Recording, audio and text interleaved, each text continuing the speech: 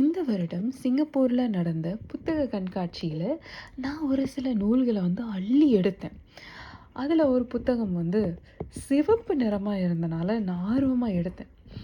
இன்றைக்கி யதார்த்தமாக அந்த புத்தகத்தை திறந்து பார்க்குறப்போ என் கண்களுக்கு அகப்பட்டது அத்தியாயம் 5, தெள்ளக்கண்ணும் தீட்டின மூக்கும்.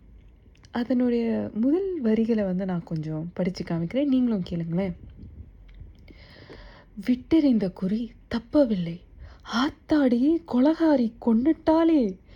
நெஞ்சை குறிவைத்து குமராயி விட்டெறிந்த நார்பிட்டி தாழ்வாரத்தில் அமர்ந்து கம்பரிசி புடைத்து கொண்டிருந்த தாயார் செல்லம்மாவை மல்லாக்க விழுத்தாட்டியது.